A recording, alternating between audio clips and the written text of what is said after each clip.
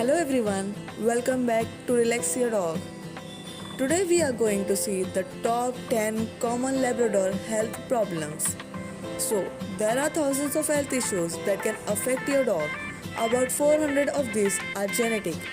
Labradors are the most popular breed and have been around since 1800th century. With so many Labradors and so many possible health issues, they are born to be vulnerable.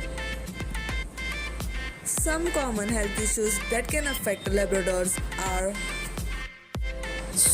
the number one problem is cancer. Cancer is the number one killer of dog ages 10 and older.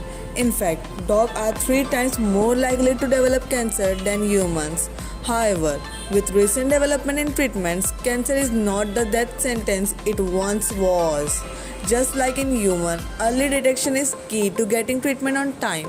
Common things to watch for are abnormal swelling that continue to grow, any strange bleeding or discharges, difficulty breathing, difficulty relieving himself, loss of appetite or difficulty eating, persistent limping or loss of stamina, sores that won't heal, weight loss, and a strong offensive odor from his mouth. If you notice this sign, have your dog checked immediately by your vet. The sooner cancer is detected, the sooner it can be treated. Soon, treatment that are available are surgery, chemotherapy, and radiation. So the next is heart problem. Heart disease is quite common in dogs, especially in older ones. Even healthy dogs can develop the condition, but it is still a good practice to keep your lab up to date on vaccinations. Make sure he eats healthy food, drinks lot of water, and gets plenty of exercise. Some symptoms that may indicate heart disease in your Labrador are fatigue, coughing, loss of appetite, abdomen swelling, trouble breathing, and weight loss. If your dog exhibits any of these symptoms, take him to your vet for an examination. The most common heart disease in lab is tricuspid valve dysplasia, TVD. It is an inborn condition and usually affects males. This is present at birth and it is defect in the valve located on the right side of the heart. Labradors with a mild form of TVD can often lead a full and normal life. Lab with the severe form will often develop congestive heart failure. However, with recent advance in medicine and treatments, they may still have a good quality of life for several months and even years. So the next is progressive retinal atrophy, PRA. Is a term that is used to cover a variety of diseases that cause retinal degeneration and eventually lead to blindness. The most common type of PRA in labs is called progressive rod cone degeneration. In this type of PRA, the rod and cone cells in the eye develop normally but then, because of a mutation, eventually degenerate and cause blindness. This can happen as early as 1 year of age but is more likely to develop later and 3 to 7 years around.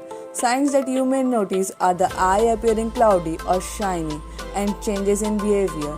Your dog may bump into things or startle easily as he isn't aware of his surroundings.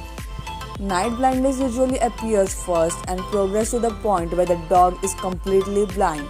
This usually takes about 6 months. Most dogs adapt to their disability over time, especially if their life is settled and their environment is consistent. This is genetic disease and your Labrador can be tested to see if he has a genetic makers for it. There is no cure for PRA, but it is not painful and doesn't affect the lifespan of your dog. So the next is retinal dysplasia. Retinal dysplasia is more common than PRA and is also inherited. This disorder occurs when the layer of the retina do not form properly. In dogs with the disorder, the retina develops fold instead of forming a thin membrane at the back of the eye. This fold creates blind spots. In mild cases, these dogs can still see fine since the blind spots are small and almost unnoticeable. In other cases, the blind spots are larger and create some major visual impairment. In the worst case, the retina can completely detach and the dog can be completely blind. There are eye exams that can detect these conditions. These eye exams are best performed on puppies at 14 weeks of age. There is no cure for retinal dysplasia, but the disease is not painful or life-threatening. So on number 5th is hip and elbow dysplasia. Joint problems like hip and elbow dysplasia are common in Labradors. This disorder affects the joint and can cause pain, making it difficult for your leg to move normally.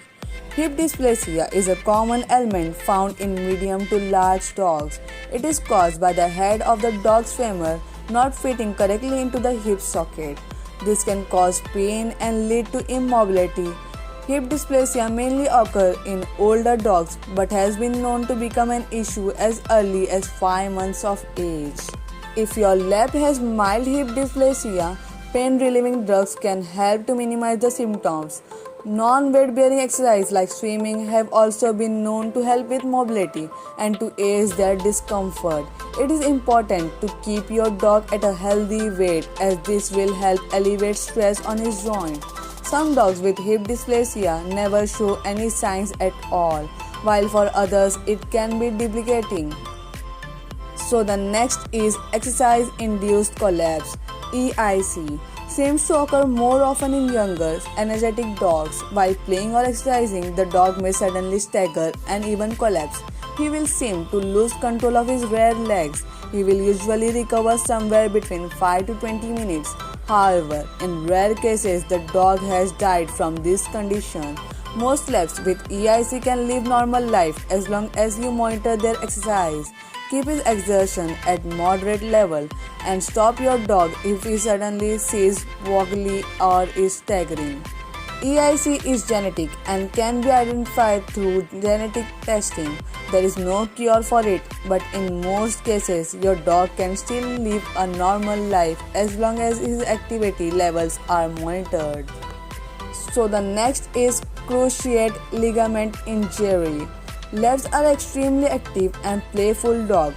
Because of this, they can be prone to tearing their anterior cruciate ligaments or ACLs.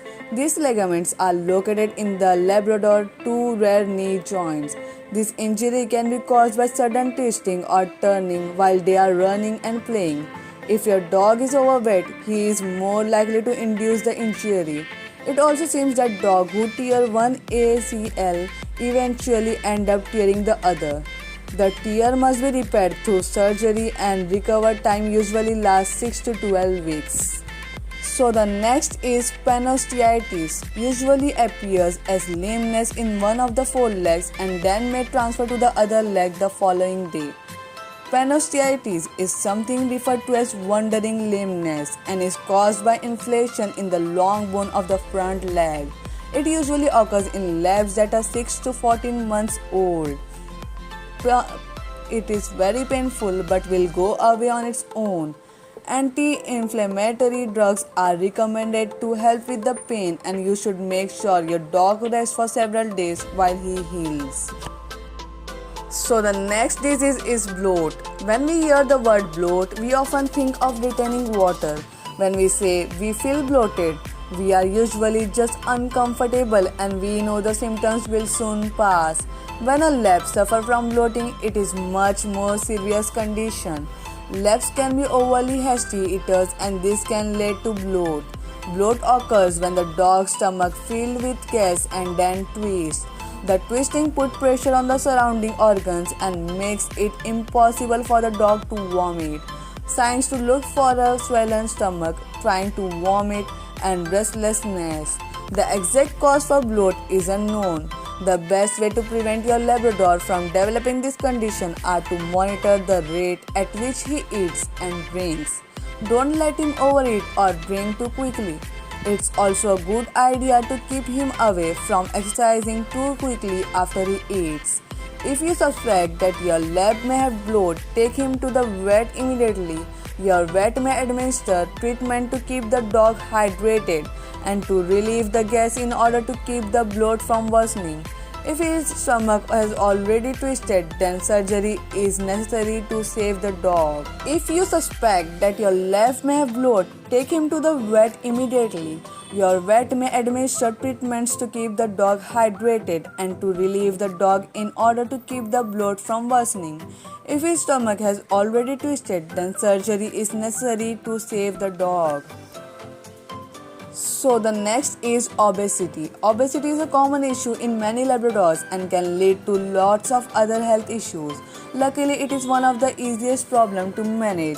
All you need to do to keep your dog's weight under control is to monitor what he eats, limit his treat, and make sure he gets plenty of exercise. Sometimes this means measuring your dog's food portion to make sure he isn't getting too much. If you aren't sure how much your lab should be eating each day, consult your vet for the appropriate amounts. Labs can be overeaters, so don't let him fool you into thinking he is starving. If you are following a recommended amount from your vet, then he is getting all the nutrients he needs. Obesity can lead to health problems like diabetes and can also make the symptoms of arthritis and hip and elbow dysplasia worse. Keeping your lab healthy and slim will help prevent him from developing diabetes and can help ease any pain he feels with his arthritis or dysplasia issue. So folks, we have come to the end of this video. I hope you have enjoyed this video. Till then, subscribe and turn on notification so you don't miss any other video of our channel Relax Your Dog. Take care.